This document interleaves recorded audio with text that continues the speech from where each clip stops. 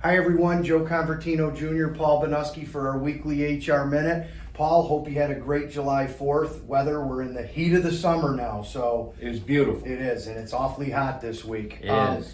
Not so hot, Paul. All employers end of June, okay? And I see we got ours last week, and they brought it to my attention.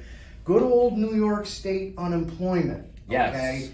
Wages, and it's stemming back to, yes, I'm going to bring up COVID. It is COVID. And things from the pandemic. Why don't you talk a little bit to the viewers of what they need to know about this unemployment sheet that every business did receive? Yep. So everybody should have gotten a sheet that looks like this. It is your interest assessment surcharge. And basically, Joe, what happened was during the pandemic, we had a record number of people out of work. And so New York was struggling, along with several other states, to come up with the money to pay out all the new unemployment claims. So they borrowed money from the federal government.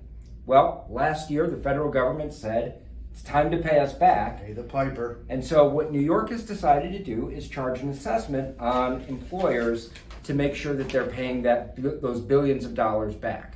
So starting last year, they said, okay, here's what we're going to do. We're going to take a period of time, look at your wages that you paid out during that time, and institute an assessment on those wages. So last year, the assessment was 0.22%. This year, it's a little bit lower, but 0.18%. So It's not quite as high, but a lot of employers are seeing bills that if you're a small employer, under 50 employees, it might be a couple of $100s. There are a few employers who actually have, through whatever circumstances, overpaid into unemployment in the past. They may get a check back. They may get a credit back, or they may not have a balance. But most employers that we're working with are seeing a balance. Now, unlike a lot of unemployment claims, which an employer can certainly challenge and protest if they think somebody is unfairly getting unemployment, the interest assessment surcharge is not something that you can challenge unless you think they actually got the number of the wages wrong. So they want to check the wages on You want to check the wages, make sure that's right. I did talk to our CFO, make sure that was correct. Yep. But every employer, if you got one of these assessments, you need to pay, and you need to pay it within 30 days of receiving it. Because if you don't, they will begin to assess penalties on top of that. And those penalties can be 12%. So those are going to go up. So it's really important, if you got this notice, if you have questions, make sure you pay the invoice.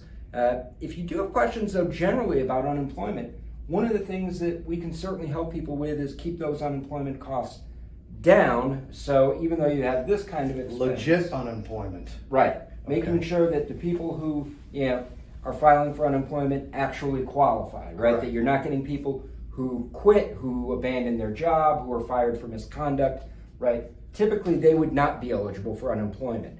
Unemployment is there for folks who are out of work, really through no fault of their own, and are ready, willing, and able to work. Okay, great. Thanks, Paul. To learn more about this letter that we all got, or any questions regarding unemployment this summer, feel free to give Paul Banuski a call here at CH Insurance. Have a great day and week, and remember, we're in your corner.